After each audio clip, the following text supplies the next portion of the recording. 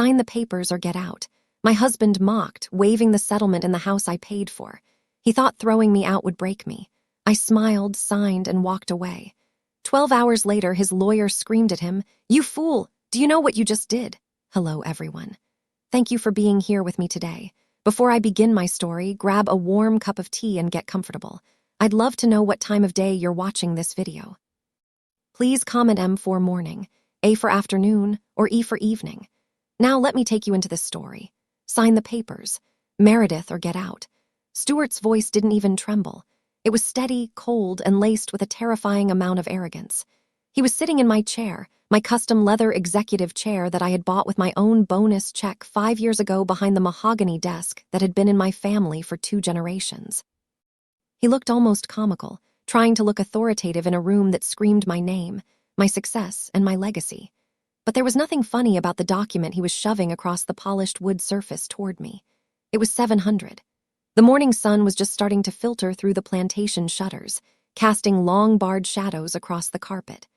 I had just come back from my morning run, still wearing my leggings and a light jacket, expecting to grab a coffee and start my workday. Instead, I walked into an ambush. "You can't be serious, Stuart," I said, my voice barely a whisper. I wasn't scared. I was stunned by the sheer audacity. He smirked, leaning back and lacing his fingers behind his head. He was wearing the silk robe I bought him for Christmas, the one that cost more than my first car.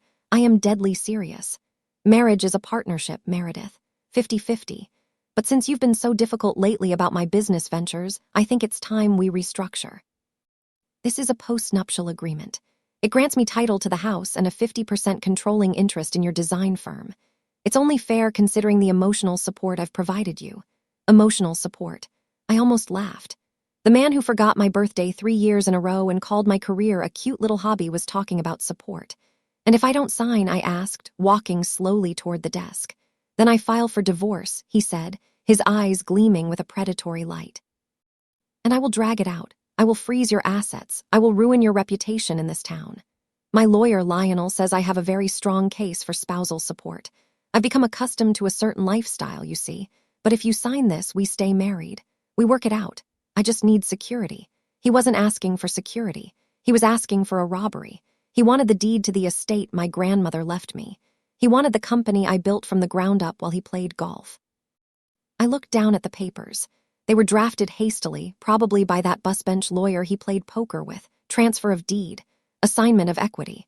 The words swam before my eyes. He really thought he had me cornered. He thought I was the same woman who had nodded and smiled for 4 years to keep the peace. He thought I was afraid of losing him. I looked at him, really looked at him. I saw the graying hair at his temples that I used to find distinguished, now just looking tired. I saw the softness around his jaw from too much scotch and too little work, and I saw the cruelty in his eyes. "So, it's the house or the marriage?" I asked, picking up the heavy fountain pen from the desk set. "It's about fairness, Meredith," he corrected, though his eyes darted to the pen in my hand with hungry anticipation. "Sign it and we can go back to normal." "Don't, and I'll make sure you lose everything anyway." I uncapped the pen. The gold nib glinted in the morning light. My heart should have been racing. I should have been screaming, throwing things, calling the police. But a strange, icy calm had settled over me. It was the calm of a surgeon before the first cut. "Okay, Stuart," I said softly. "You win." His eyes widened. He hadn't expected it to be this easy. He leaned forward, practically salivating. "Good girl, you're making the right choice." I bent over the desk. I didn't hesitate. I signed my name, Meredith A. Blackwood, with a flourish on the bottom of the last page. The ink was dark and permanent. "There," I said, capping the pen and setting it down with a deliberate click. Stuart snatched the papers up instantly, scanning the signature as if checking for a trick. Finally, he breathed, a look of pure triumph washing over his face. "See, was that so hard?" "No," I said. I reached into my pocket and pulled out my house keys. I dropped them onto the mahogany desk. They landed with a heavy thud. Then I reached for my left hand. I slid the platinum band off my finger, the ring I had bought myself because his card was maxed out at the time, and placed it next to the keys. "What are you doing?" Stuart asked, his brow furrowing. "You said sign or get out," I replied, my voice steady. "I signed. Now I'm getting out." "Wait, you don't have to leave right this second," he stammered, confused by my lack of tears. "We can have breakfast, celebrating our new arrangement." "Enjoy the house, Stuart," I said, turning on my heel. "It's everything you ever wanted." I walked out of the office down the hallway lined with photos of my ancestors and out the front door. I didn't pack a bag, I didn't look back. I just walked to my car, got in, and drove away. As I pulled out of the driveway, I checked the rear view mirror. Stuart was standing in the window, holding the papers against the glass, grinning like a man who had just won the lottery.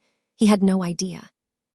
He absolutely no idea that he had just signed his own death warrant. The door to the hotel suite clicked shut behind me, and the silence that followed was heavy, pressing against my eardrums. It wasn't the silence of peace. It was the silence of a life detonating in slow motion. I dropped my purse on the marble entryway table and walked into the living area. The suite at the Ritz-Carlton was impeccable.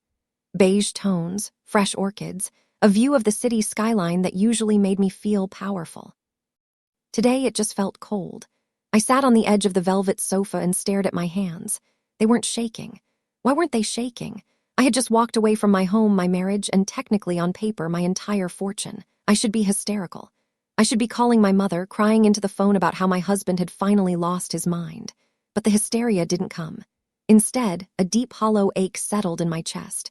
It wasn't regret for the house or the money. I knew where those stood. It was a mourning for the time. For years I had given that man 4 years of my life. I had folded his laundry, listened to his endless pitches for business ideas that made no sense, hosted his dreadful family for holidays, and excused his rudeness to waiters. I had shrunk myself to make him feel big. I walked over to the mini bar and poured a sparkling water. My reflection in the mirror looked tired. My eyes were puffy and there were lines around my mouth that hadn't been there when I met Stuart. "You did it, Meredith," I whispered to the empty room. "You finally pulled the trigger." My phone buzzed on the coffee table. It was a notification from the smart home system. Motion detected. Living room. I shouldn't have looked. I knew I shouldn't have. It was emotional masochism, but I picked up the phone and opened the app. The feed loaded in crisp high definition. There was Stuart. He wasn't alone. He was on the phone packing back and forth in front of the fireplace, a glass of my best scotch in his hand. He looked ecstatic. He was gesturing wildly, laughing. I tapped the listen button. "Yeah, she just walked out." Stuart's voice tinny through the phone speaker. "Left the keys and everything. I told you, Lionel, she's weak. She couldn't handle the pressure. The house is mine." "The business?" "Yeah, I'll be going into the office tomorrow to introduce myself to the staff as the new co-owner. It's a gold mine and she's been running it like a charity." He took a swig of the scotch. "No, she won't fight it. She's probably crying at her sister's place right now. She loves me too much to drag this through court. I've got her exactly where I want her." I turned off the screen. My hand gripped the phone so tight my knuckles turned white. She loves me too much.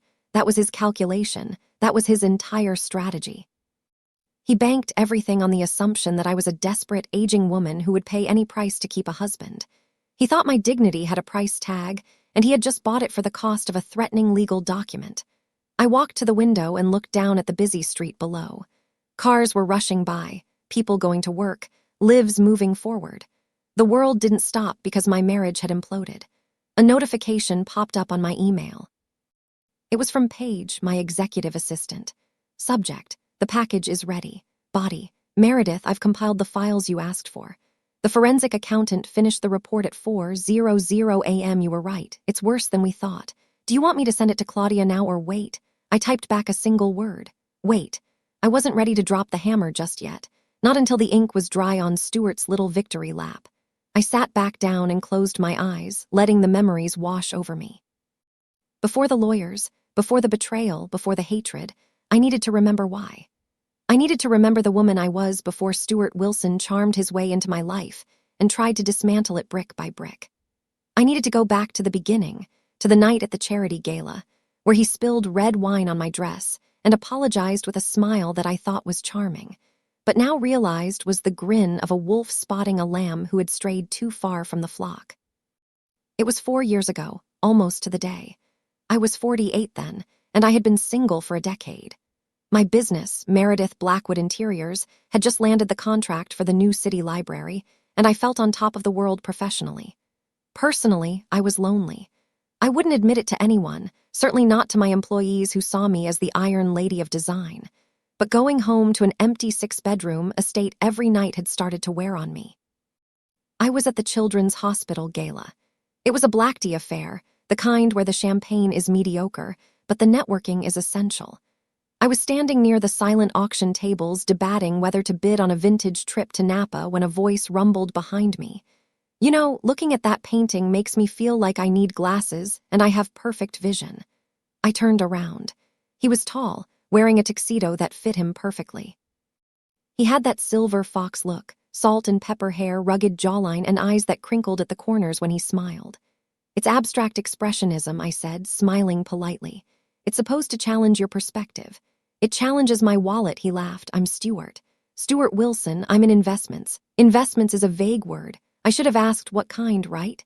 Then I should have asked for a business card, a LinkedIn profile, a tax return, but I didn't. I was charmed. Meredith Blackwood, I replied. The Meredith Blackwood? He raised an eyebrow. The one who turned the old grain silo into that incredible art gallery downtown. I'm a huge fan of your work. You have an eye for structure. That is rare. He knew my work. He complimented my intelligence, not just my dress. That was the first hook. We spent the rest of the evening talking. He was attentive, funny, and seemingly wealthy. He talked about his time in Europe, his portfolio of startups, his passion for vintage cars. He made me feel interesting. He made me feel seen. When the check came for our drinks at the hotel bar later, he patted his pockets with a look of mock horror. Oh God, I must have left my wallet in my other jacket. I changed so quickly for this event. Meredith, I am mortified. It's fine, I said, handing the bartender my black card. It's just drinks. No, it's not fine, he insisted, grabbing my hand. His skin was warm. I owe you dinner tomorrow night, the French place on 4th. Please let me make it up to you. I agreed. Of course I agreed. The next 3 months were a whirlwind. It's what the psychologists call love bombing, but at the time it just felt like a fairy tale. Flowers sent to my office every Monday. Weekend trips to the coast where he drove my convertible because his Jaguar was in the shop. Long texts at midnight telling me I was the most beautiful woman he'd ever met. He moved in by month 4. It made sense, he said. Why maintain 2 households when we were always together? He was between leases anyway, looking for the perfect penthouse. I want to take care of you, Meredith. He told me one night, sitting on my patio, drinking my wine. You've worked so hard. You deserve a partner who carries the load. Carries the load. The irony is so sharp it could cut glass. I remember one specific afternoon about 6 months into the relationship. We were discussing finances, or rather I was trying to. I mentioned setting up a meeting with my financial advisor to discuss merging some accounts for household expenses. Stuart's face darkened just for a second, a flash of irritation that vanished as quickly as it appeared. Baby, why do we need to involve lawyers and accountants? Doesn't that kill the romance? I trust you. Don't you trust me? I do, but I have assets, Meredith, he said, his voice dropping to a hurt whisper. I have stocks, crypto, offshore holdings. But right now, they're tied up in a liquidity event. Once that clears, I'm going to buy you a villa in Tuscany. I promise. Until then, can't we just be us? He made me feel cheap for asking. He made me feel like a gold digger for worrying about my own fortune. So I stopped asking. I let him use the secondary credit card for groceries, which quickly turned into charges for designer suits and golf clubs. I let him redecorate his home office on my dime because he needed an environment conducive to high-yield trading. I ignored the red flags because I wanted the fantasy to be real. I wanted to be the power couple he described. I didn't see that I was the power and he was just the couple. And then he introduced me to his family. That was when the fantasy began to crack, revealing the rot underneath. If Stuart was a leech, his mother Lorraine and his sister Darla were the swamp he crawled out of. I met them 2 weeks after our quick courthouse wedding. Stuart had insisted on a small ceremony, just us, baby. I don't need a spectacle, which I later realized was to prevent any of his creditors or exartners from finding him. But once the ring was on his finger, the family appeared like vultures, sensing a fresh kill. They arrived for a weekend visit that lasted a month. Lorraine was a woman in her 70s who wore too much leopard print and smoked slim cigarettes on my non-smoking lie. Darla was in her 30s, divorced twice, with a perpetual sneer and a story about how the world had wronged her. So this is the place, Darla said when she walked into the foyer, dropping her bags on my antique Persian rug. She didn't say hello. She just spun around assessing the square footage like a real estate appraiser. Must be nice to have old money. Some of us actually have to work. I work very hard, Darla, I said, forcing a smile. I run a company, right, decorating. She scoffed, picking out pillows. Stuart laughed. He actually laughed. Now, Darla, Meredith is very talented. She picked out this whole house, didn't she? They settled in and the nightmare began. My house, my sanctuary, became a hostel. Refrigerator was raided nightly. My expensive face creams appeared in the guest bathroom half empty. One evening over dinner, a roast I had paid the caterer to prepare because Lorraine complained that my cooking was too healthy. The topic of money finally came up explicitly. Stuart tells me you're not helping Darla with her situation. Lorraine said, stabbing a potato with her fork. I put down my wine glass. I'm sorry. What situation? Her car. Meredith Stewart chimed in, reaching for the wine bottle. I told you her transmission blew. She can't get to her job interviews. Darla didn't have job interviews. Darla spent her days scrolling Facebook and complaining about her ex-husbands. I didn't know, I said. How much is the repair? Oh, it's totaled, Darla said through a mouthful of beef. I need a new one. Stuart said you guys were looking at getting a new SUV. I could just take the BMW. My BMW. My X5 that I used for client meetings. I'm not giving away my car, I said, my voice rising. Stuart put a hand on my arm, a heavy silencing grip. Honey, don't be selfish. We have 3 cars. You hardly drive the convertible in winter. Family helps family. That's what I love about you, your generosity. He did it right there at the table. He weaponized my own virtue against me. If I said no, I was the stingy rich witch looking down on his poor struggling family. If I said yes, I was a doormat. We can discuss alone, I said stiffly. Alone, Lorraine cackled. Did you hear that, Stu? She wants to charge her sister-in-law interest. Unbelievable. After all the emotional support we've given you, there was that phrase again. Emotional support. It was their currency, but the account was always empty. The breaking point of that visit came a week later. I came home early from the office to find Lorraine and Darla in my master bedroom. They had my jewelry box open. Darla was holding up my grandmother's emerald brooch against her chest in the mirror. What are you doing? I demanded, standing in the doorway. Darla jumped, but Lorraine didn't even flinch. Just looking, Meredith. Relax. You have so much stuff. You probably forgot you even had this. It would look lovely on Darla for her date tonight. Get out, I said, shaking. Get out of my room. When I told Stuart about it later, he sighed as if I were the unreasonable toddler. They're just curious, babe. They've never seen nice things. You made them feel like thieves. Mom was crying in the guest room. They were going to take it. Stuart, you don't know that. He snapped. You're so paranoid about your precious things. People matter more than things. Meredith, try to remember that. I ended up buying Darla a used Honda just to get them to leave. I told myself it was the price of peace. I wrote the check and Stuart kissed me and told me I was the best wife in the world. But as I watched them drive away, I felt a knot in my stomach.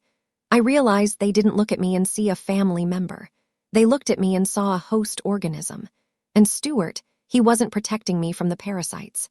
He was the one holding the door open for them. The liquidity event Stuart kept talking about never happened. 6 months turned into a year, then 2. Every time I brought up his contribution to the household expenses, there was a new excuse. The market was down. The regulators were holding up the merger. His partners were dragging their feet. I wanted to believe him. God, I wanted to believe him. Admitting he was a liar meant admitting I was a fool, and my pride was a heavy thing to carry. But the truth has a nasty habit of surfacing, usually in the form of a paper trail. It happened on a Tuesday. I was working from home because I had a cold. Stuart had left early, claiming he had a high-stakes negotiation in the city with a group of angel investors. He was wearing his best suit, the charcoal Armenia I had bought him for our anniversary. The mail arrived around noon. Usually, Stuart intercepted the mail. He was obsessive about it, rushing to the mailbox the moment the carrier arrived. He claimed he was waiting for sensitive contract documents, but today he wasn't there.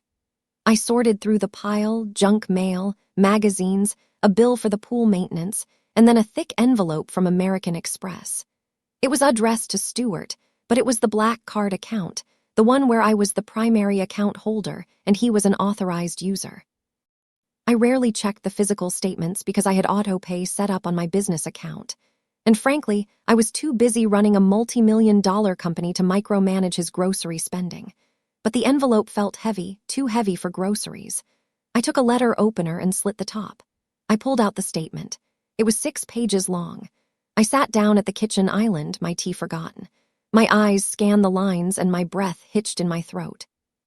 The Sapphire Club, Las Vegas, for $1,200. Caesar's Palace Suite, $1,800. Rolex Boutique, $12,500. Delta Airlines First Class, 2 tickets, $3,400. The dates didn't match his stories. The Las Vegas charge was from a weekend, when he said he was at a spiritual retreat in Sedona with no cell service. The Rolex charge was from 3 days ago, my birthday, when he had given me a card and said his gift was on back order. And the airline tickets, 2 tickets to Miami for next weekend. I felt sick, not the cold sick, but a deep visceral nausea. I went to my computer and logged into the banking portal. I dug deeper. I looked at the cash withdrawals. $500 here, $800 there, ATM fees at casinos, ATM fees at nightclubs. Then I looked at his business deposits. There were none, 0. In 2 years of marriage, Stuart Wilson had contributed exactly 0 to our joint account. I had been funding a Playboy lifestyle for a man who claimed to be an empire builder. I heard the garage door open. Stuart was home early. I scrambled to shove the papers back into the envelope, but then I stopped. Why was I hiding? I was the victim here. I left the statement spread out on the marble counter. Stuart walked in, loosening his tie. He looked flushed, happy. Meredith, great news. The meeting was a home run. They're talking about a 7-figure injection by next quarter. He stopped when he saw me. He saw the papers. He saw my face. What's that? He asked, his smile faltering slightly.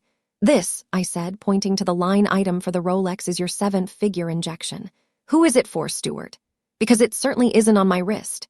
He froze. For a split second, I saw the panic, but then the mask slid back into place. He sighed, a sound of immense disappointment. You opened my mail.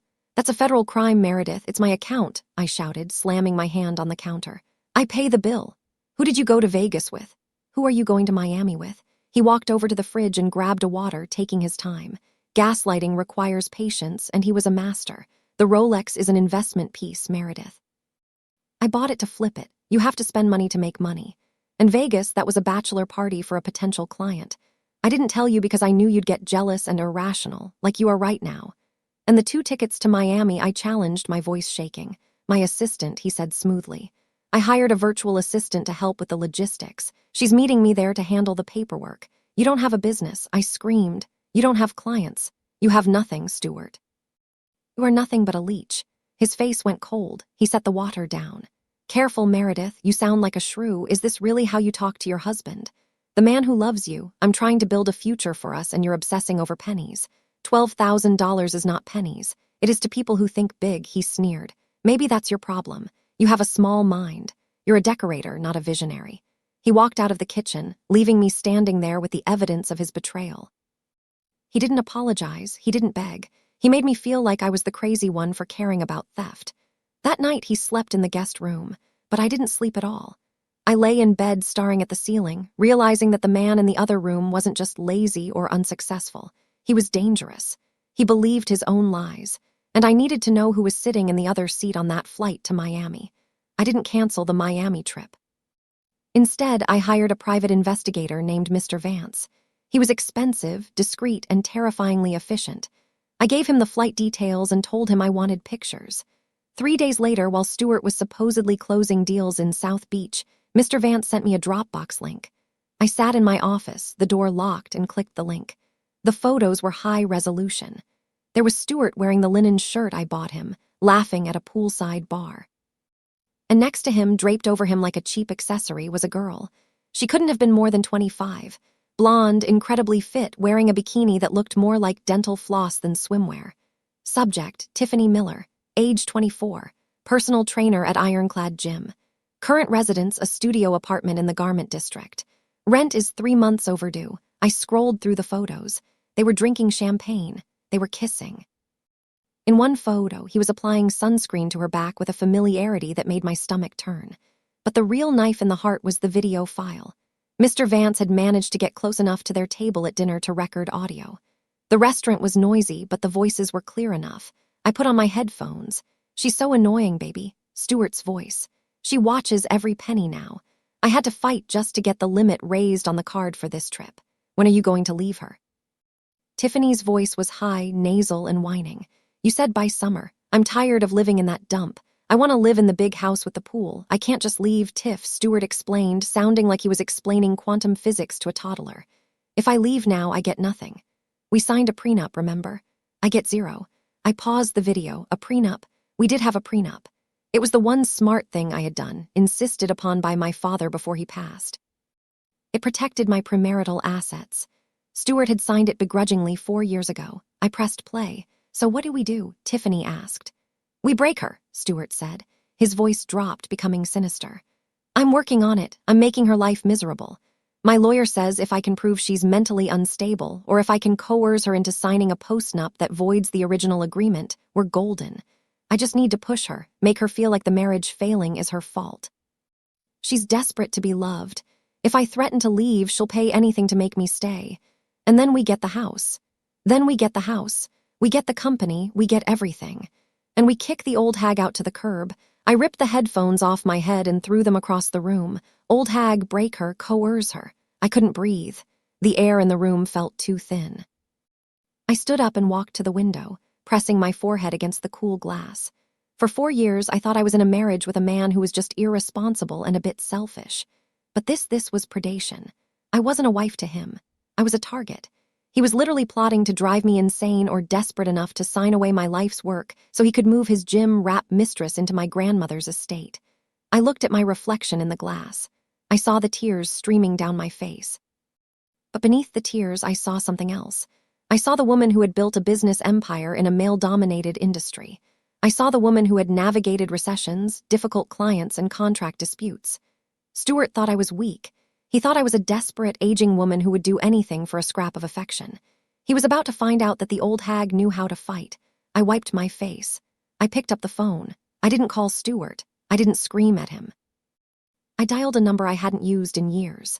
Claudia, I said when the voice on the other end answered. It's Meredith, I need you.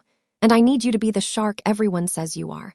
Meredith. Claudia's voice was warm but sharp. Is everything okay? No, I said, my voice hardening into steel. My husband is trying to steal my estate. I want to destroy him. Legally, financially, and completely. When can we meet? Claudia Vance was not just a divorce lawyer. She was a force of nature in a Chanel suit. Her office was on the 40th floor, overlooking the city, and she charged $900 an hour. She was worth every penny.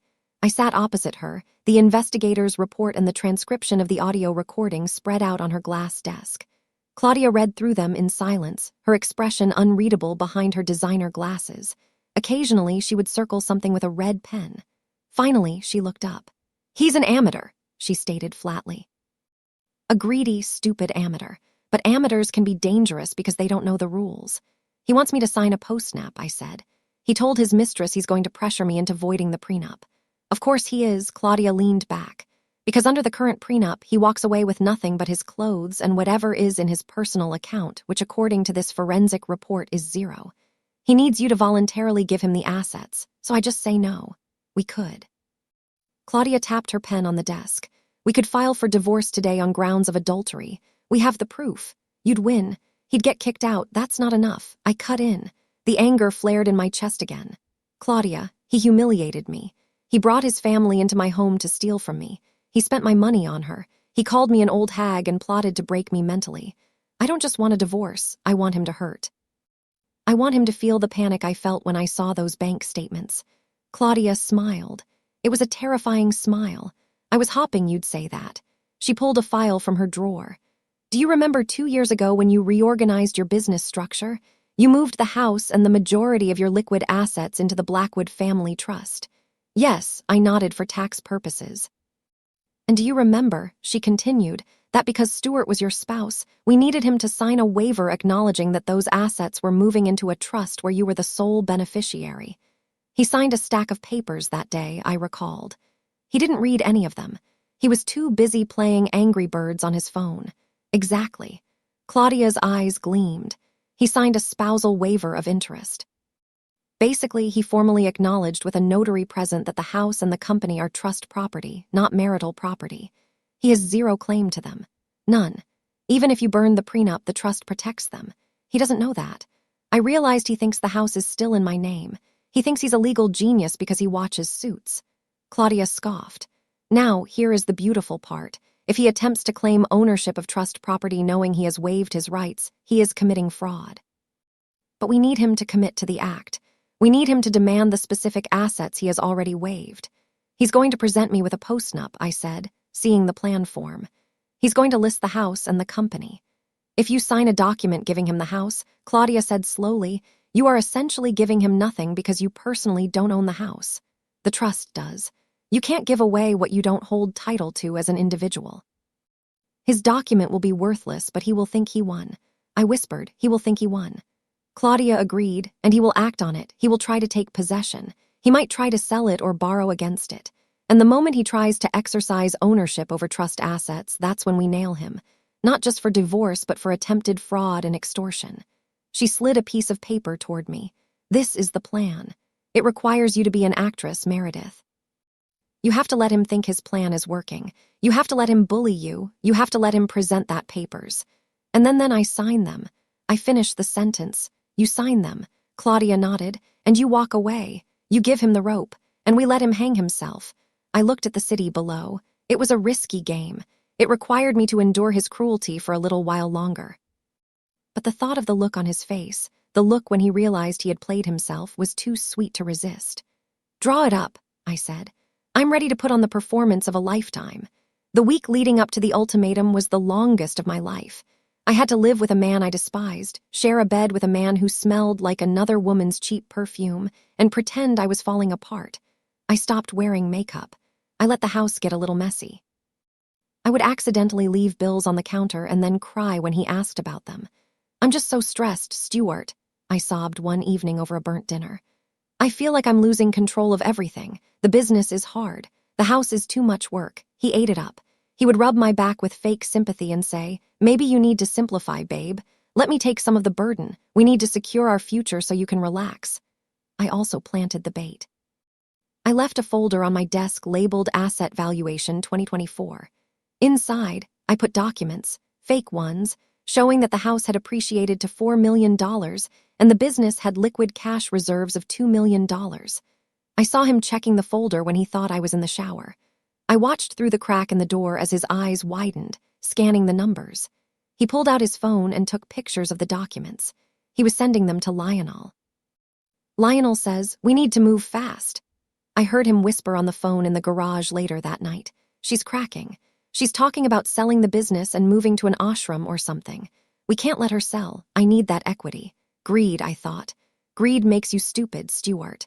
Finally, the night before the ultimatum, he came home with the briefcase, the brown leather one he bought to look important. He set it down by the door like a weapon. We need to talk in the morning, Meredith, he said, his voice grave. I've been doing a lot of thinking about us, about how to fix this. Okay, I said, making my voice tremble. Whatever you say, Stuart. That brings us back to the moment in the office.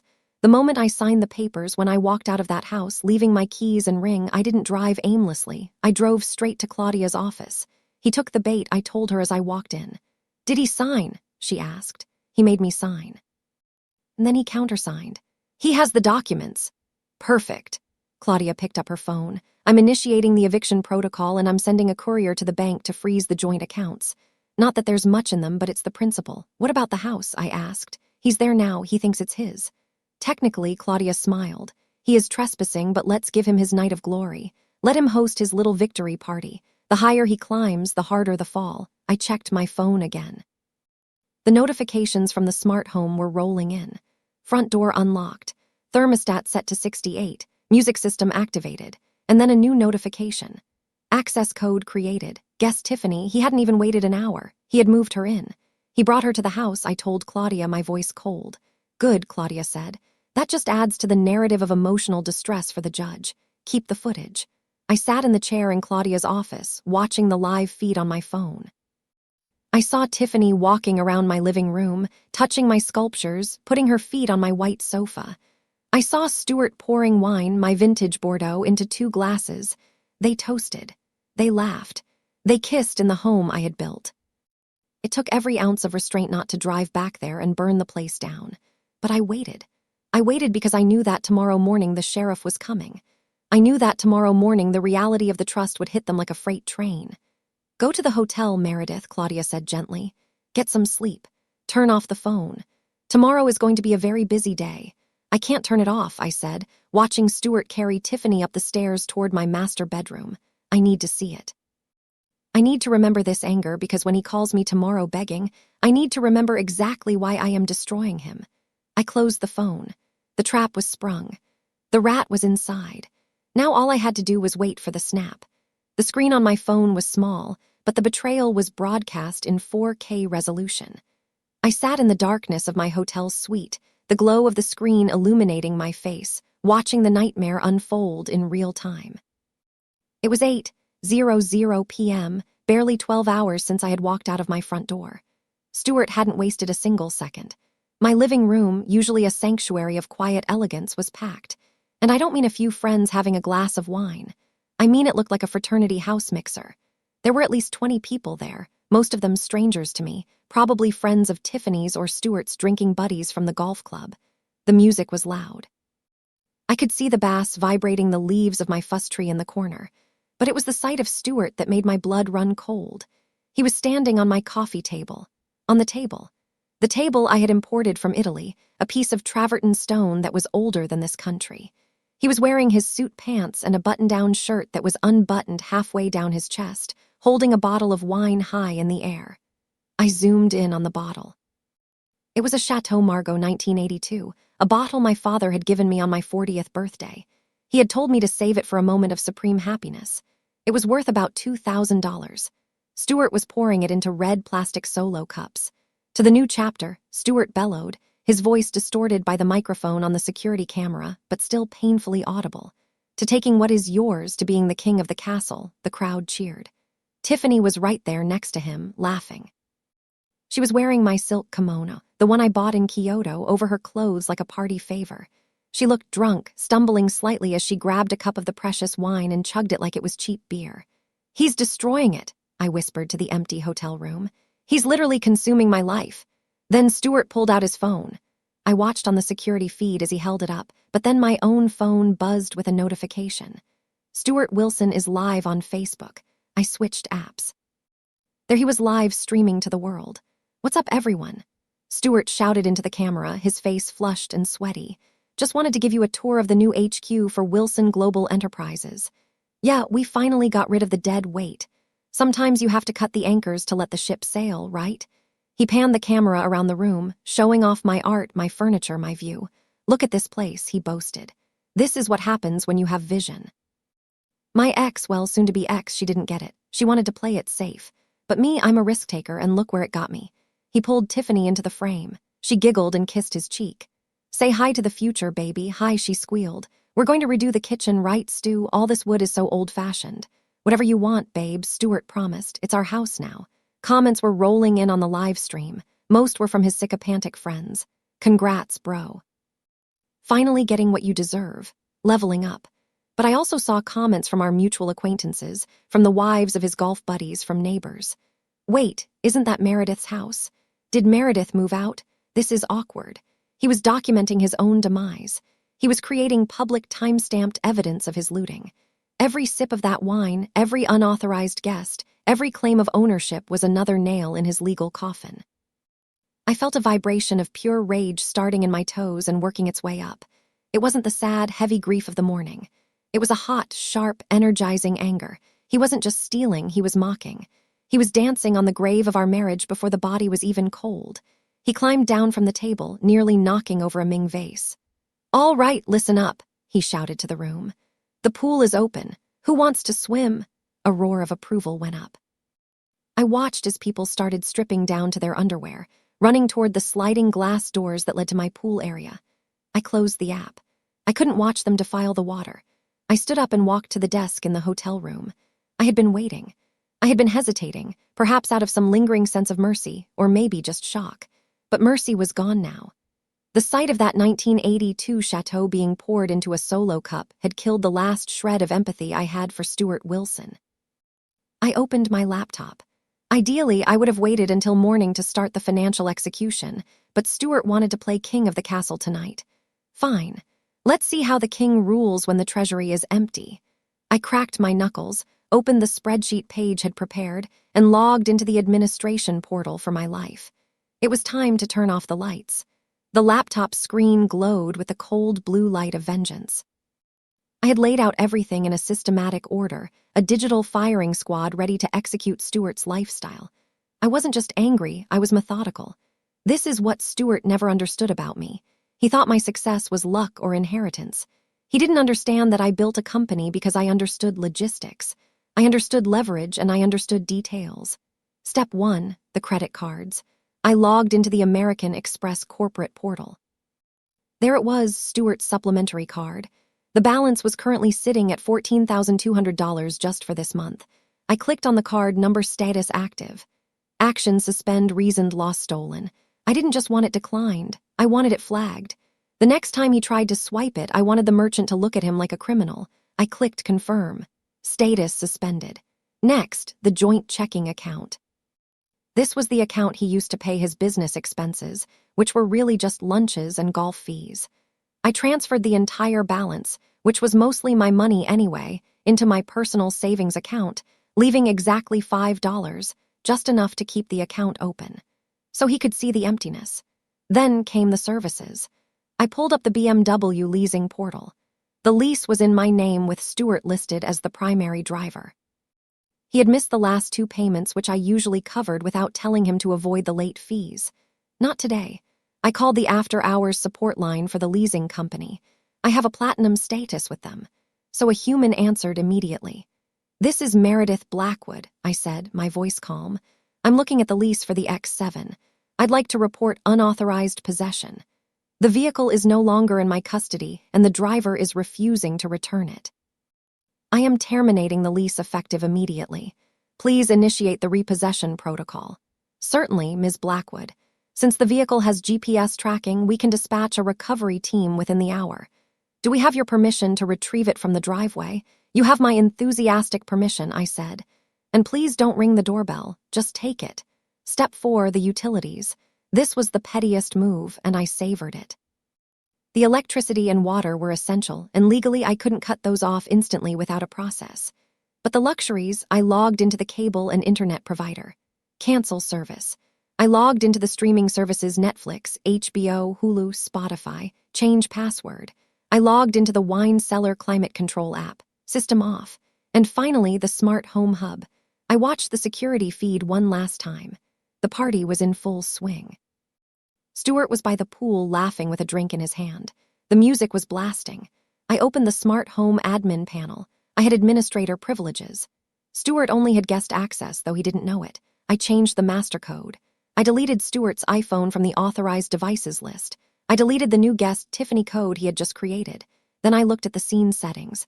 I created a new scene titled Closing Time. Action 1, turn off all interior lights. Action 2, lock all exterior doors. Action 3, set thermostat to 85 degrees. Action 4, turn off pool heater and pump. Action 5, activate intruder alert voice warning. Silent alarm to police disabled for now, just the internal audio. I hovered my mouse over the activate button. My heart was pounding, not with fear, but with adrenaline. This was it, the moment I stopped being the victim, the moment I took back control. He wanted the house. He could have the house, but he was about to find out that the house was a machine, and I held the remote. I pressed the button on the screen. The lights in the house instantly went black. The music cut out. I saw heads turn. I saw phone flashlights click on. I saw confusion. And then on the banking tab, a notification popped up. A transaction attempt at Domino's Pizza for $150. Status declined. Another attempt. Status declined. I sat back in my hotel chair, letting out a breath I felt like I'd been holding for 4 years. The silence in the hotel room was no longer heavy. It was the silence of a judge's gavel hitting the sound block. If you have listened this far, please like the video and comment the number 1 below so I know that you are amazing and I understand that you are accompanying me throughout this journey. Your help is a huge encouragement, cheering me on. Comment number 1 so I can recognize you. And now listen to me continue telling my story. I closed the laptop. The show was over for tonight. But tomorrow morning, that was when the real fireworks would begin.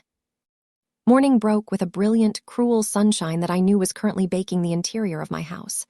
I had set the thermostat to 85 degrees last night, and with the windows likely closed to keep the noise in, it would be a sauna by now. I woke up at 6, 8:30 a.m. at the Ritz, feeling rested for the first time in months. I ordered a full breakfast, eggs Benedict, fresh fruit, and a large pot of coffee. I ate it slowly, savoring every bite, imagining the scene unfolding across town. At 7:15 a.m., my phone began to blow up. First, it was a text from Mrs. Higgins, my neighbor across the street. She was the neighborhood watch captain and had eyes like a hawk. "Mrs. Higgins, Meredith, dear, are you okay? A tow truck just took the BMW out of the driveway. It looked very official. Also, there are trash cans knocked over everywhere." I smiled and texted back, "I'm fine, Martha, just doing some spring cleaning. Keep watching." Then the calls from Stuart started. 7:20 a.m. missed call. 7:22 a.m. missed call. 7:25 a.m. missed call. I let them go to voicemail. I wanted him to marinate in his confusion. At 7:30, a text from Stuart came through. Text, "Internet is down. Power is acting weird. AC is broken. Need the password for the router. Also, where is the car? Did you take it for a service?" He still didn't get it. He still thought these were accidents. He thought I was just at my sister's cooling off. He couldn't conceive of a world where I would actually strike back. I imagined him standing in the kitchen, hung over, a headache splitting his skull. He would be reaching for the coffee maker, my Jersey 10, that cost $4,000. He would press the button for a double espresso to cure his hangover, but he wouldn't get coffee because I had locked the machine through the app. The screen would just say, "User not authorized." The pettiness of denying him caffeine felt incredibly satisfying. At 8:00 a.m., the panic set in. He tried to order breakfast. I got the notification from Uber Eats on my iPad, which was still logged into the family account. Order failed. Payment method declined. He tried to switch to the backup card. Order failed. Payment method declined. Then a voicemail. I played it on speaker while I finished my tea. "Meredith, pick up the phone." Stuart's voice was ragged, panic edging into the anger. "The cards aren't working. The car is gone. Tiffany needs to get to work and she can't call an Uber." "What did you do?" "This isn't funny. You can't just cut me off. I have rights. I'm your husband." Not for long, I whispered. I decided to answer the next text just to twist the knife. "Stuart, call me now. This is financial abuse." "Meredith, I'm sorry. Who is this? I don't have a husband. I signed the papers, remember? I'm just a stranger and strangers don't pay for your lifestyle." I could feel his rage through the network. At 8:30 a.m., the doorbell camera alerted me. It wasn't the police. It wasn't a repairman. It was a courier service. Stuart opened the door. He looked terrible. He was wearing wrinkled boxers and a t-shirt. His hair was a mess. Behind him, the living room was a disaster zone. Red cups everywhere, stains on the rug, Tiffany sleeping on the couch wrapped in a sheet. The courier handed him a large envelope. "Surf for Stuart Wilson?" the courier asked. "Yeah, that's me," Stuart grunted, snatching the envelope. He probably thought it was the finalized divorce papers from his lawyer or maybe a check he was expecting. He tore it open right there on the porch. I zoomed in. It wasn't a check. It was the formal notice from the Blackwood Family Trust, and clipped to the front was a letter from Claudia Vance printed on heavy, terrifyingly official letterhead. Stuart read the first line. I saw his shoulders stiffen. He read the second line. His mouth dropped open. He looked up at the camera. He knew I was watching. He looked right into the lens, his face pale, his eyes wide with a dawning horror. He didn't scream. He didn't rage. He just looked small.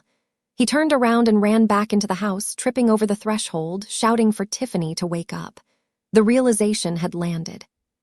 The hangover was about to get a lot worse because in about 10 minutes, his phone was going to ring, and it was going to be the one person he thought was on his side.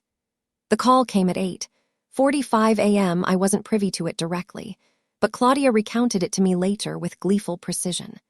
However, I got the gist of it because Stuart, in his panic, put it on speaker phone while packing in the living room right under my high-fidelity security microphone. His lawyer, Lionel, was on the other end. Lionel, the man who advertised on daytime TV between soap operas. "Lionel, you have to fix this." Stuart was shouting, packing around the red Solo cups. "She cut everything.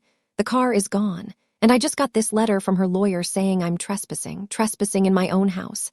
There was a pause. Then Lionel's voice erupted from the phone so loud it distorted the speaker. "You idiot. You absolute colossal." Stuart stopped packing. "What? Why are you yelling at me? You said we had her cornered. I just got the discovery file from her lawyer." Lionel screamed. "Do you have any idea what you just let her do? Do you know what you signed yesterday? I signed the postnup. The one you wrote." Stuart stammered, looking at Tiffany, who is now sitting up looking terrified. "It gives me the house. It gives you nothing." Lionel roared. The house isn't hers, Stuart. The house belongs to the Blackwood Family Trust. The company belongs to the trust. She doesn't own them individually, so she can't sign them over to you. I don't understand, Stuart mumbled, sinking onto the sofa. What does that mean? It means you forced her to sign a document transferring ownership of an asset you already waived rights to 2 years ago. Lionel was hyperventilating. Her lawyer sent me the waiver you signed. You acknowledge the trust, and now by forcing her to sign this transfer under threat of divorce, you have officially committed documentary fraud. You attempted to extort a trust asset. That is a felony, Stuart. A felony. Stuart's face went gray, but she signed it. She agreed. She baited you. Lionel shrieked. She handed you a loaded gun, pointed it at your head, and you pulled the trigger. Her lawyer is talking about pressing charges for extortion and fraud. They have recordings, Stuart. They have texts. They have the video of you live streaming from the house claiming ownership. You confessed on Facebook Live. Fix it, Stuart begged, his voice cracking. Just tell them it was a mistake. Tell them I didn't know. I can't fix a felony, Lionel yelled. I'm dropping you as a client. I'm not losing my license because you decided to play tycoon with a shark like Meredith Blackwood. You are on your own. My advice, get out of that house right now before the cops show up. Click. The line went dead. The silence in the living room was absolute. The only sound was the hum of the refrigerator and Tiffany's shallow breathing. Stuart dropped the phone. It clattered onto the hardwood floor. He looked at Tiffany. He dropped me. Stuart whispered. Tiffany stood up, pulling the sheet tighter around her. What does that mean, Stu? Do we get the house or not? Stuart looked at her, and for the first time I saw the hate in his eyes. Not for me, but for her, for the distraction, for the greed that she had fueled. There is no house, Stuart said, his voice hollow. It's a trust. It was never hers to give. So, you're broke? Tiffany asked, her voice losing all its softness. Like actually broke? I'm worse than broke, Stuart laughed, a manic high-pitched sound. I'm about to be arrested.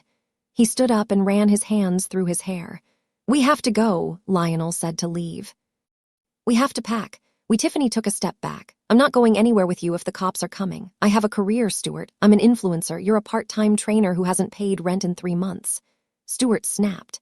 Pack your bags. We're going to my mom's. I am not going to your mother's trailer. Tiffany shrieked.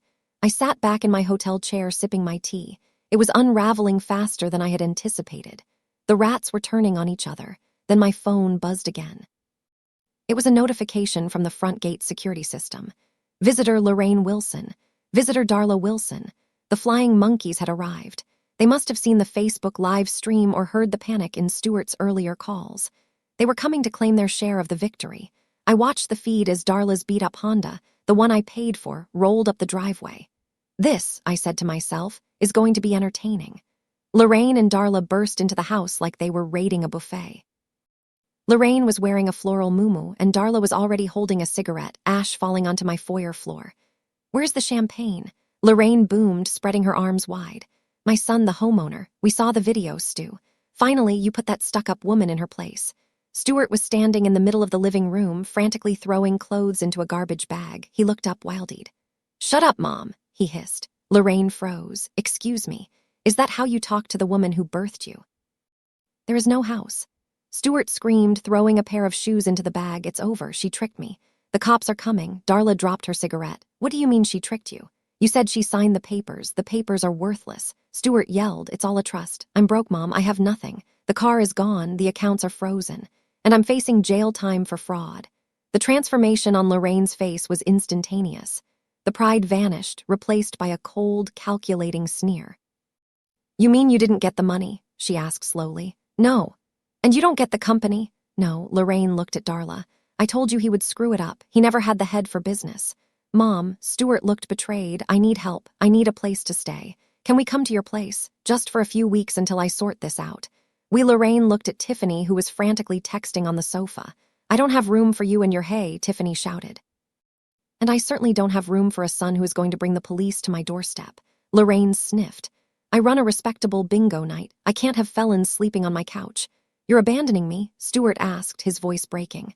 After everything I gave you, I bought Darla that car. I paid off your gambling debts. With Meredith's money, Darla pointed out unhelpfully. Technically, you didn't give us anything. She did, so call her. Stuart begged. Call Meredith. She likes you guys. Maybe she'll listen to you. Tell her I'm having a breakdown. Tell her to call off the lawyers. Lorraine hesitated. She pulled out her phone. I watched on my screen as my own phone started ringing. Caller Lorraine Wilson. I stared at it. I let it ring. Then I blocked the number on the screen.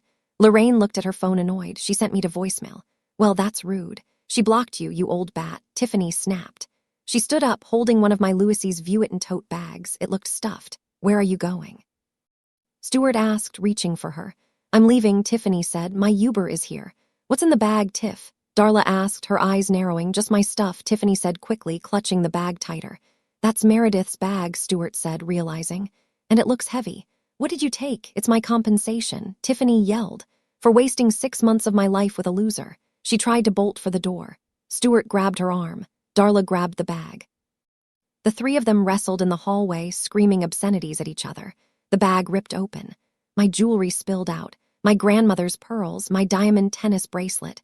Several expensive watches, you thief. Lorraine shrieked. Those are valuable. Let go of me. Tiffany screamed, scratching Stuart's face. Suddenly, the front door burst open. It wasn't the police yet. It was Mrs. Higgins, my neighbor. She was holding her phone up, recording the whole thing. I've called the sheriff. Mrs. Higgins announced gleefully, and I have you all on video stealing Mrs. Blackwood's property. The police are 2 minutes away. The room froze. Tiffany looked at the spilled jewelry. Stuart looked at Mrs. Higgins. Lorraine looked at the exit. Run, Tiffany screamed. She abandoned the jewelry, shoved past Stuart, and sprinted out the door toward the waiting Uber. Lorraine and Darla didn't wait for Stuart. They turned and ran to their car. Mom, wait, Stuart yelled, running after them. I watched as the Honda peeled out of the driveway, leaving Stuart standing alone on the lawn, barefoot, holding a garbage bag of clothes while Mrs. Higgins filmed him with a look of pure judgment. He was alone, completely, utterly alone. And then I saw the flashing lights of the sheriff's cruiser turning the corner. I timed my arrival perfectly. I wanted to be there when the official seal was placed on the door, but I didn't want to be part of the brawl. I pulled my rental car up to the curb just as Deputy Miller was stepping out of his cruiser. Claudia pulled up behind me in her black Porsche. She looked impeccable, holding a leather folder. We walked up the driveway together. Stuart was sitting on the front steps, his head in his hands. He looked up when he heard our heels clicking on the pavement. His eyes were red, his face scratched from the scuffle with Tiffany. When he saw me, he stood up, a flicker of hope crossing his desperate face. Meredith, he choked out. Thank God, you have to stop this. They're treating me like a criminal. Tell them it's a misunderstanding. Tell them we're married. I stopped 10 feet away from him. I adjusted my sunglasses. I didn't look angry. I looked bored. We are married, Stuart, I said calmly. For now, but you are also trespassing on trust property, and Deputy Miller is here to escort you off the premises. Trespassing. Stuart laughed a hysterical, broken sound. I live here. My clothes are in the closet. We had dinner here last night. Correction. Claudia stepped forward, her voice sharp as a razor. You broke into a property managed by the Blackwood Family Trust. You have no lease. You have no deed. You have no rights. She handed the deputy a file. Officer, here is the restraining order granted by Judge Harmon this morning, citing domestic disturbance, attempted fraud, and theft. Also included is the eviction notice effective immediately. Deputy Miller nodded. He was a stern man who had known my father. He looked at Stuart with undisguised contempt. Mr. Wilson, the deputy said, you have 30 minutes to collect your personal essentials. That means clothes and toiletries. No electronics, no valuables, no furniture. Then you need to vacate the property. If you return, you will be arrested. Where am I supposed to go? Stuart cried, looking at me. Meredith, please, I have nowhere. My mom left me. Tiffany stole from me. My cards don't work. That sounds like a you problem, I said. He took a step toward me. I'm your husband. I loved you. I got lost. I got scared about our future. Please, baby, let's just talk inside, just us. We can fix this. He was trying the charm, the puppy dog eyes, the soft voice that used to make me melt. Now it just made me nauseous. You didn't love me, Stuart, I said, my voice steady and loud enough for the neighbors to hear. You loved the lifestyle I provided. You loved the safety. And yesterday, when you thought you had stripped me of everything, you didn't offer to fix it. You told me to get out. I took a step closer, removing my sunglasses so he could see my eyes. You said sign or get out. I signed. Now it's your turn, get out. Stuart stared at me. He looked for the weakness, the hesitation. He found none. He slumped. The fight went out of him. He turned and walked into the house, Deputy Miller trailing close behind him to ensure he didn't steal the silverware. I stood on the lawn. Mrs. Higgins was still on her porch. She gave me a thumbs up. I gave her a small, tired wave. 30 minutes later, Stuart emerged. He was carrying 2 garbage bags and a box of protein powder, that was it. For years of marriage reduced to trash bags. Here, I said, tossing something onto the grass at his feet. He looked down. It was a prepaid burner phone. Your cell service is terminated, I said. This has 60 minutes on it. Use it to call a shelter or a friend. Don't call me. He looked at the phone, then at me. You planned this. You planned this whole thing. I prepared, I corrected, you plotted. There's a difference. I'll get a lawyer, he spat, trying to muster one last shred of dignity. I'll sue you for half. You already have a lawyer, Claudia smiled. Oh, wait. Lionel quit, didn't he? Good luck finding another one who will take a fraud case on a contingency basis. Deputy Miller stepped forward. Time to go, Mr. Wilson. Move along. Stewart picked up his bags. He began the long walk down the driveway. He didn't have a car. He didn't have a ride. He just started walking down the street, dragging his bags as the neighbors watched from their windows. I watched him go until he turned the corner. Are you okay? Claudia asked, touching my arm. I took a deep breath. The air smelled like freshly cut grass and victory. I'm better than okay, I said. I'm free. The image of Stewart Wilson walking down the street of our exclusive gated community, dragging black garbage bags like a hobo, became instant folklore in our town. I didn't watch it personally. I went inside to inspect the damage, but the video footage provided by the community security cameras and Mrs. Higgins' Facebook page painted a vivid picture. He walked for 2 miles. He tried to hail a cab, but none stopped. He sat on a bus bench, ironically, one that had an advertisement for Lionel's law firm on it, and made a call on the burner phone I gave him. I later learned he called his brother in Ohio. His brother hung up on him. He called his golf buddy, Mike. Mike told him he couldn't get involved. Finally, a rusty pickup truck pulled up. It was his mother, Lorraine. She had come back not out of love, but probably because she realized he was her only retirement plan, failed as he was. The footage showed Lorraine screaming at him as he threw his bags into the truck bed. She slapped the back of his head as he got into the passenger seat. They drove off in a cloud of exhaust smoke. Back inside the house, the reality of the violation hit me. The living room smelled of stale beer and cheap perfume. There were cigarette burns on my Persian rug. The Chateau Margaux was a sticky purple stain on the travertin, but it was the bedroom that hurt the most. I walked into the master suite. The bed was unmade. My pillows were thrown on the floor. Tiffany's makeup wipes were scattered on my vanity. It felt violated, dirty. I stood there looking at the bed where I had slept for 4 years, the bed where I had tried so hard to be a good wife. Claudia walked in behind me. We can get a cleaning crew in here within the hour, biohazard level if you want. Yes, I said, but first I walked over to the bed. I stripped the sheets off. I pulled the duvet cover off. I grabbed the pillows. I'm burning these, I said. Meredith, those are Egyptian cotton, Claudia warned. I don't care if they are spun from gold, I said, bunching them up in my arms. They touched him. They touched her. They have to go. I carried the bundle out to the fire pit in the backyard. I piled the expensive linens into the stone circle. I doused them with lighter fluid from the garage. I lit a match. The flames caught instantly. I watched the fabric curl and blacken. I watched the smoke rise into the afternoon sky. It was a primal ritual. With every thread that burned, I felt a little lighter. I wasn't just burning sheets. I was burning the lies, the gaslighting, the feeling of not being enough. Goodbye, Stewart, I whispered. My phone rang. It was Paige. Meredith, she said, her voice professional but excited. I just got off the phone with the bank. They finished the audit of the unauthorized transfers Stewart made over the last 2 years. It totals $342,000. Filed a claim, I said, watching the fire.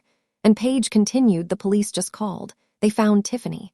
She tried to pawn your tennis bracelet at a shop downtown. She's in custody. Good. I said, press charges.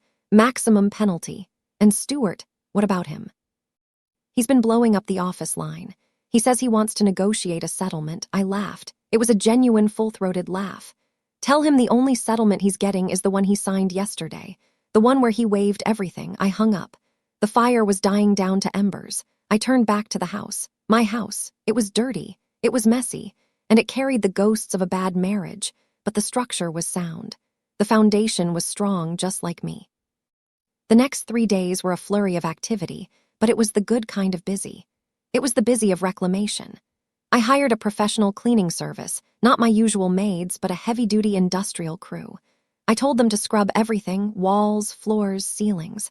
I wanted every skin cell of Stewart Wilson eradicated from the property. While they worked, I went into the storage room. When Stuart moved in, he had insisted on modernizing the house. He called my style cluttered and sentimental. He made me pack away my father's book collection, my grandmother's antique tea sets, and the framed photos of my college graduation. He replaced them with cold, abstract art and empty surfaces. Minimalism is the mindset of success, he had preached. Now I dragged the boxes out. I unpacked my father's leather-bound copies of Hemingway and Steinbeck. I touched the worn covers, smelling the old paper. I placed them back on the shelves in the library, filling the empty spaces Stuart had left. I unpacked the photos. There was me, 22 years old, smiling in my cap and gown, arm around my dad. I looked happy. I looked ambitious. I missed you, I told the girl in the photo. I realized how much of myself I had packed away to make room for Stuart's ego.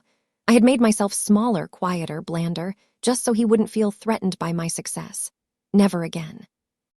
On the third day, I walked into the garage. Stuart's home gym was there. He had bought thousands of dollars of equipment, a Peloton, weights, a bench press that he barely used. I called a local charity that worked with at-risk youth. Take it all, I told them. Whatever you can't use, sell. Seeing the gym empty out was incredibly satisfying. In its place, I parked my new car, a Porsche Cayenne. I had traded in the BMW. I didn't want the car he had driven. I wanted something new, something that was just mine. That evening, I sat in my newly reclaimed living room. The air smelled of lemon and sage. The shelves were filled with my books. The terrible abstract art was gone, replaced by the landscapes I loved. I poured a glass of wine, not the chateau. He had destroyed that, but a crisp Sauvignon Blanc. I opened my journal. I hadn't written in it for years because Stuart used to read it if I left it out. Day 1 of freedom. I wrote, I am 52 years old. I am single. I am wealthy and I am awake. My phone buzzed. It was an email from Claudia. Subject update on Wilson versus Wilson. Meredith, just a heads up. Lionel has officially withdrawn as Stuart's counsel. Stuart is now being represented by a public defender for the fraud charges. Also, he has filed for bankruptcy. It seems the empire was mostly debt. I closed the email. I felt a twinge of pity, but it was distant, like watching a character in a movie make bad choices. He had had every opportunity. He had a wife who supported him, a home that was safe, a life that was comfortable, but he got greedy. He wanted the golden goose, so he cut it open only to find there was nothing inside but his own reflection. I took a sip of wine. The house was quiet. No TV blaring sports, no complaints about the food, no gaslighting. It was the most beautiful sound I had ever heard. 6 months later, I stood in the back of a courtroom wearing a suit that cost more than Stuart's car if he had won. I didn't have to be there. The divorce had been finalized weeks ago via mediation, which Stuart attended via Zoom from his mother's kitchen table. But today was the hearing for the fraud charges and the civil suit I had filed for the restitution of the stolen funds. Stuart was sitting at the defendant's table. He looked diminished. He had lost weight, but not in a healthy way. His suit was ill-fitting, likely bought at a thrift store. His hair, once perfectly styled, was thinning and dull. He didn't see me at first. He was too busy arguing with his public defender in a hushed, frantic whisper. The judge, a no-nonsense woman named Judge Patterson, entered. "Mr. Wilson," she began, looking over her glasses, "we have reviewed the evidence, the bank records, the video footage, the signed documents. It is the opinion of this court that you engaged in a systematic pattern of financial deception." Stuart stood up. "Your Honor, I was just borrowing the funds. I intended to pay it back. My wife, my ex-wife, she misunderstood. You spent $342,000 on luxury items, travel, and a mistress while contributing nothing to the marital estate," the judge read from the file. "You then attempted to coerce Miss Blackwood into signing over trust assets through intimidation." "That is not a misunderstanding, sir. That is predation." The gavel bang made him jump. Judgment is found in favor of the plaintiff. You are ordered to pay restitution in the amount of $342,000. Additionally, regarding the criminal charge of attempted fraud, you are sentenced to 500 hours of community service and 3 years of probation. Any violation will result in immediate incarceration. Stuart slumped. "I can't pay that. I have no job. I have no money." "Then I suggest you get a job, Mr. Wilson," the judge said coldly. "Garnishments will be applied to any future wages." As the bailiff led him out to process his probation paperwork, he finally saw me. He stopped. The room fell silent. He looked at me with a mixture of hatred and longing. I think in his twisted mind, he still thought he could talk his way out of it. "Meredith," he said. I didn't say anything, I just looked at him. I looked at the man who had called me an old hag, the man who had planned to break me. "Are you happy?" he asked, his voice bitter. "You ruined my life." I stepped forward, my heels clicking on the floor. "I didn't ruin your life, Stuart," I said, my voice calm and carrying across the room. "I just stopped paying for it." I turned and walked out of the courtroom. Outside, the air was crisp. It was autumn. The leaves were turning gold. Tiffany had taken a plea deal. She pleaded guilty to petty theft and received probation. She had moved back to her hometown in Ohio. Her Instagram account had been deleted after the internet found out what she did. Stuart was living in his mother's basement, working part-time at a car wash. And me, my company had just had its best quarter in history. I had launched a new line of home decor. And I had a date tonight, not with a man but with myself, a cooking class in Italy. I was leaving tomorrow for a month in Tuscany, the trip Stuart had promised me, but never delivered. I was going alone and I couldn't wait. The night before I left for Italy, I hosted a party. It wasn't a networking event. It wasn't a gala. It was a dinner party for the people who had stood by me when the walls were crumbling. The dining room table was set with my grandmother's china. The candles were lit. Claudia was there laughing with a glass of champagne.